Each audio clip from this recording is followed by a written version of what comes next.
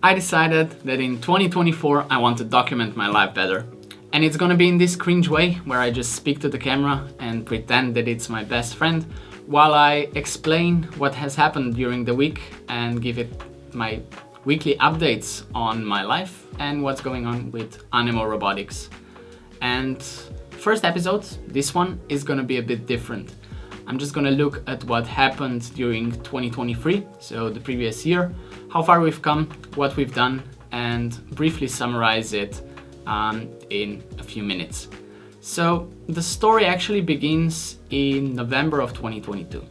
That was a few months after I moved to Denmark, and it was just at the beginning of my master degree called Technology Entrepreneurship.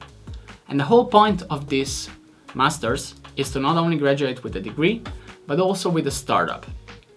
And that was great. I wanted to do both, so it was a perfect combination. And the first thing that we had to do was come up with an idea. And I already had some ideas what I want the project to be about. I wanted it to be sustainable, so something good for environment. I wanted it to be around offshore wind farms, because I thought that that's one of the most green ways of producing energy. And I wanted to be a physical product, because we were here at Technical University and because I studied mechanical engineering before and I just love building things. So those were the three criterias, and the first idea that would fit those was a marine drone. We wanted to build some marine drones that would monitor grounds, ocean floor, before you actually put in the offshore wind farm. And well, we soon realized that this is not only technically very challenging, but that there are a lot of very established players on the market.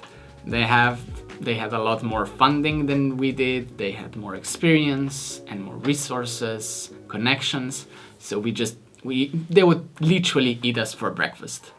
So we quickly pivoted, because during those conversations we found a different topic, a different niche that we thought would be much more suitable, and that was marine biodiversity.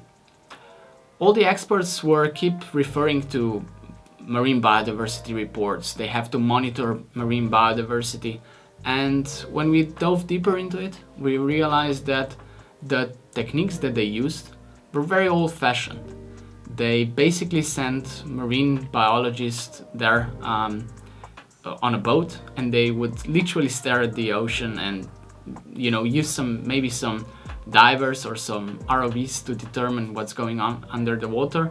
But all in all, it was very manual process, and we thought, hey, maybe with some new technology, maybe with some cameras, with some AI, we could speed up this process, make it more efficient, and maybe even more accurate. So we looked at the scientific literature, and we saw that the researchers are actually already using these tools, but they never got commercialized. So we thought, well, we can try that, and we started building our first prototype. That was in part of this X-Tech course, that's sort of a small incubator at DTU. We got some money for the first prototype, and it was extremely simple. It was just a trap camera inside of a waterproof-ish housing that was 3D printed. We called the whole device Bubbles, because there were a lot of bubbles when we first put it in the water. But after a few trial and errors, we managed to get it waterproof, and it gave us confirmation that this is actually possible, that we can detect some marine life using cameras underwater. So during next months, we put more emphasis on developing the prototype further.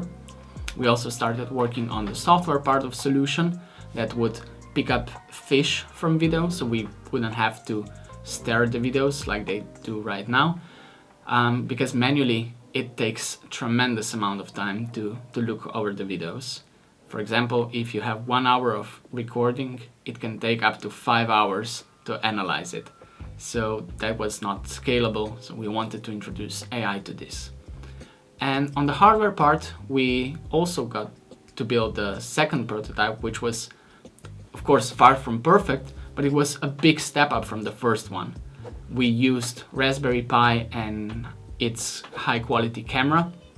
We used some smart power management tools that enabled us to stay underwater for up to a week just on a single battery.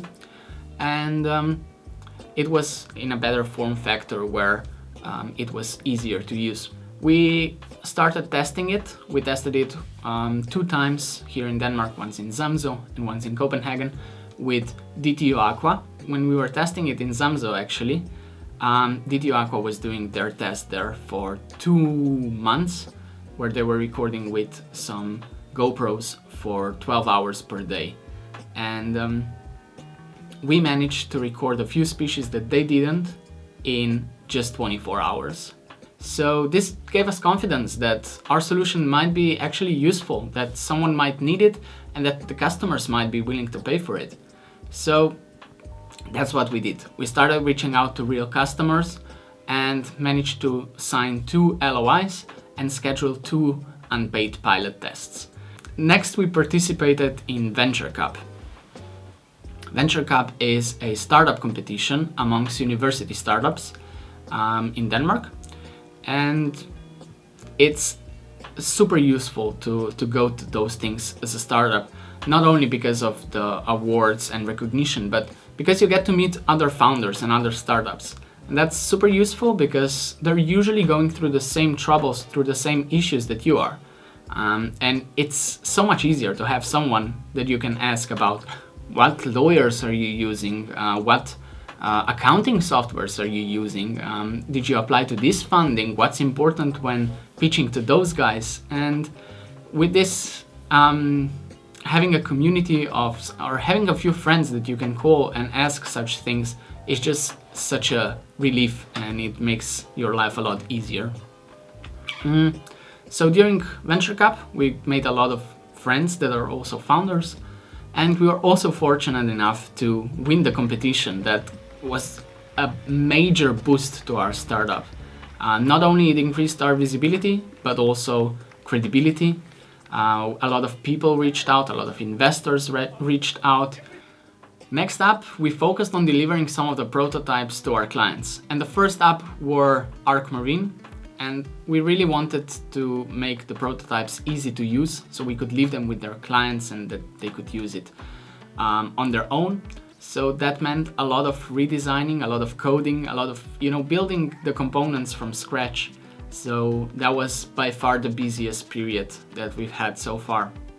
And a few days before flying or driving to UK, we stayed quite long here in Skylab, just building. I guess that was the most startup experience that we've had so far. But we loved it. It was great. We almost managed to get them working, but luckily our Airbnb host was kind enough to let us use their garage, where we made some final adjustments and fixed the last bugs in our code.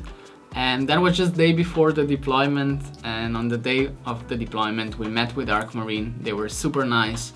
They showed us around, and together we deployed the prototypes, and that was a very good experience and a big accomplishment for us. After that, we deployed our prototypes once more, and that was in Spain, in Vigo. We got some nice footage from there, and we learned what we need to change in next version to make it more user-friendly. And that was the biggest thing that we were working on this autumn. It was getting from the second prototype to MVP. In the hardware department, we were stepping up from the second prototype to what we call MVP, and that was building everything from scratch basically. We used custom parts, we built custom PCBs, we built custom batteries, we built custom software for everything, and that requires quite a lot of work, and it's not quite finished yet, but we made some great progress. And on the software part of our solution, That's where we actually made the biggest progress during autumn, because we got from just detecting fish to detecting fish species. And that is a big step up because it is a lot harder, but it gives so much more information to our clients, and that's what they actually want. And with finalizing the MVP and building AI detection algorithm, our 2023 ended on a good note, I think. We were super happy about our progress. We managed to win XTech Plus, which was again an amazing achievement and another confirmation that we're headed in the right direction and that we're doing something good. And yeah, we all went on our Christmas vacations with big smiles on our faces and ready to push it even further in 2024. And that is gonna be in next week's episode. Oh, that was pretty long and pretty tough. Thanks for listening. Anyways, have a nice day and see you next week.